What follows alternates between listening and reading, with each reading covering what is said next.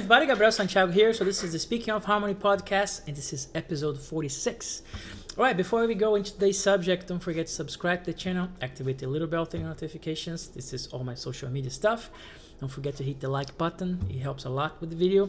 And also don't forget to subscribe to the mailing list, and the information is here in the video description.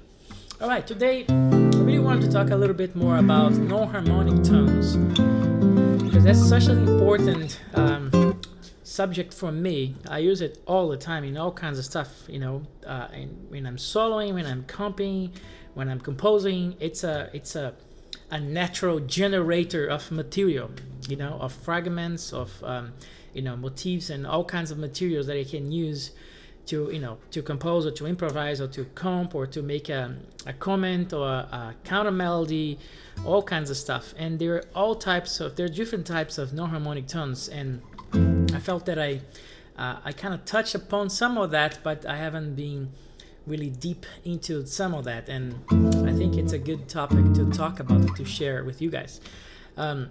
So today I'm going to talk about one of them, and then I'll keep talking about in the next episodes, right? But basically, the concept of what we call a non-harmonic tone, it's a note that doesn't belong to the chord. Basically, when you have a progression, you have some harmony, and the notes of those chords, they are chord tones, as we call, right? And whatever else that it doesn't fit in the chord as in its structure is called non-harmonic tones, right? And we have different names for them, depending on their behaviors, what they do, and what kind of context they're inserted. They're labeled. They have different names, and some people call them certain names, some people call other names, but I'm gonna just share how I see it and how I call it, or how I label, and especially how I use it, which is the most important thing, right? So this thing I was playing at the beginning was just kind of improvising a little bit and using one of those, right? And the one that I chose to talk about today is what we call the neighbor tone, right? Sorry. What should be the neighbor tone, right? A neighbor tone is a non-harmonic tone, and usually is a note that is attacked from a note from the chord, and it's attacked, either in the upward direction or downward direction, but it returns to the note that set it off first, right? As an instance, if I am in C major and I do, right? D is the non-harmonic tone, right? So C, D, C. So you see that it starts from a note from the chord, attacked the non-harmonic tone, which is D, and then it went back and return to the note that set it off first, right? I can do that in an upward direction like I did, like C, D, C, or I can do in downward direction, C, B, C, right? I can go down or I can go up, right? But the most important characteristics of this non-harmonic tone is that it must come back. It must return to the note that generated, right? I guess that's how I would put it. So if you think about it, let's say what I did here was, in that little intro thing I was doing, right?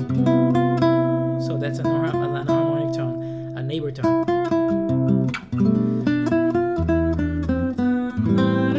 Then I did it here again, see?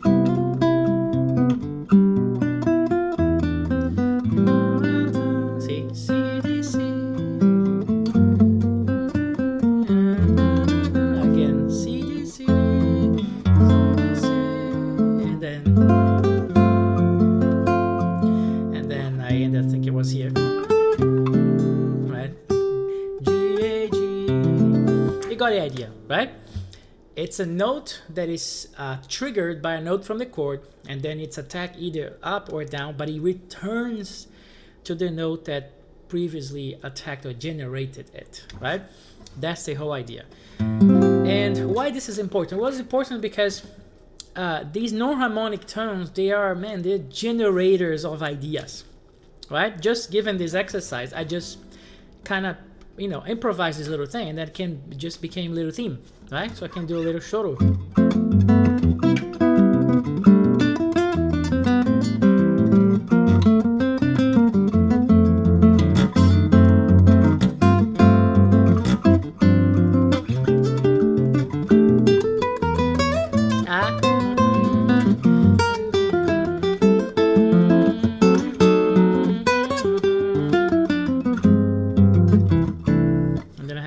form, right? So just by utilizing this one non-harmonic tone, it already kind of set the game for me, right? I went with it and used that as my impulse, right, to the generator of the material. So my theme became and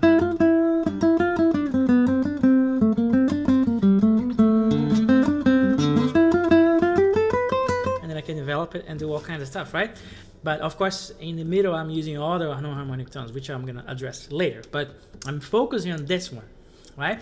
So it's important to practice these non-harmonic tones enough so you have them kind of under your wing, under your your toolbox, if you will, right, of stuff. So when you see me playing all these lines and all this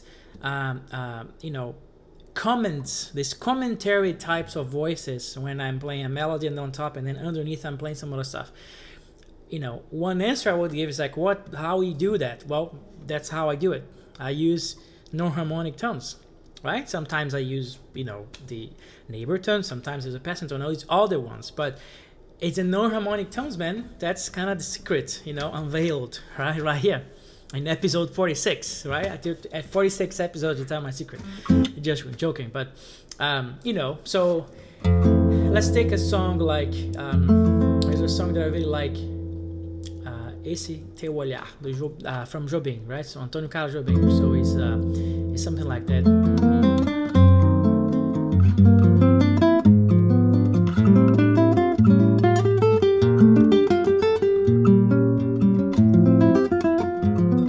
And then it goes like that.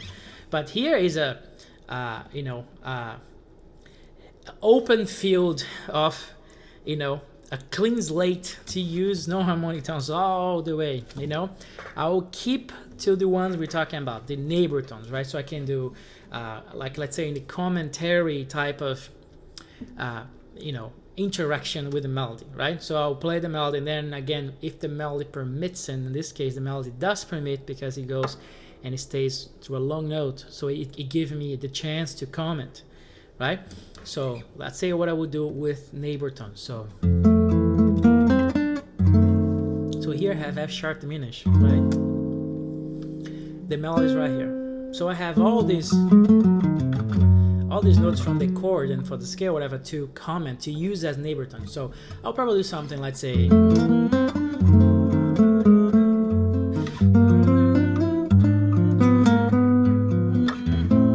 you see what I'm doing? Like, this is the chord and this. So I attack the note from the chord, neighbor tone came back, right? Then G sharp diminished, so I did,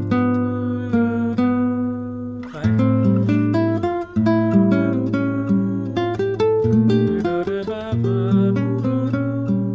See, this is a very simple type of comment. This is a basic neighbor tone. I did downwards, but I can do upwards too. So I can go.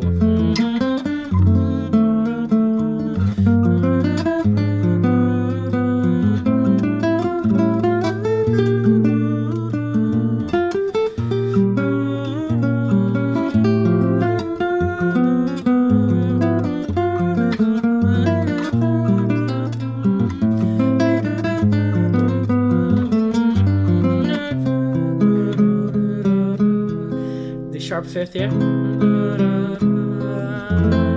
right? It's beautiful. It's like I immediately have all this framework that I can work with, and it's just so simple, right? I'm aware of the chords, what's going on, and I'm just using the non-harmonic tones to comment on stuff, right? It's great because you can move the harmony again, like you can create movement within the voices, and you're still really rooted into the chord, right? So this is one of them, right? The neighbor tone, that's a particular one, right? So let's try another tune. Let's say the one I was playing the other day, right? Black Orpheus.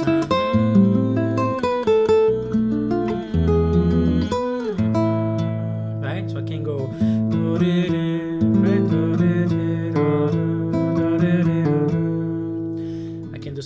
right?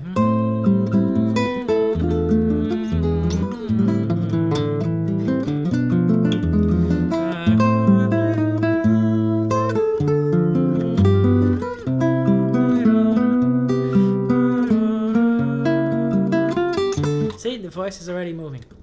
So a lot of possibilities there, man. You can have a scenario, to give another example, as remember on past episodes where we're talking about when you pick where your voices should be, and given sometimes the register you're playing, your melody is too low, right? That you have to somehow set up your arrangement to fit your notes on top of the melody that fulfill the chord. And you can use those notes over there too, right? So I can do, let's say if I'm playing this song octave lower, so I don't have much space, so I put the notes on top. So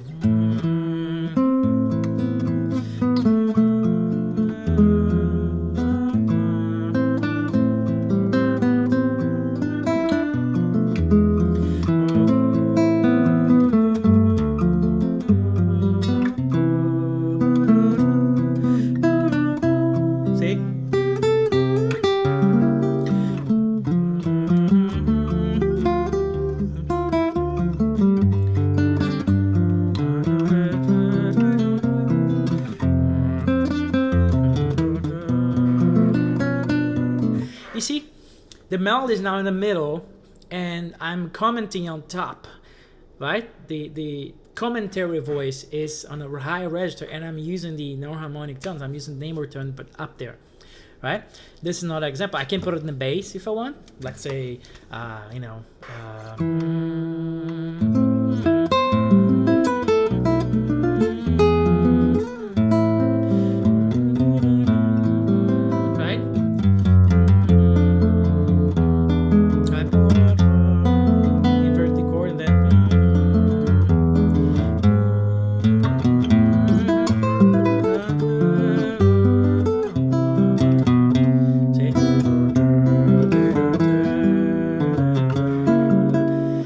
there's so many ways to do it, man. And this is just using one non-harmonic tones, like just a neighbor tone, and you already can do so much, right? So this is just what I wanted to call your attention for, and I wanted to share, because I'm gonna be talking a little bit more about non-harmonic tones, because I think it's crucial, it's key for anything, not only to play guitar or make your arrangement or comment during the melody or soloing or composing, generating ideas, right? Non-harmonic tones for me are gold, and I use them all the time and a lot.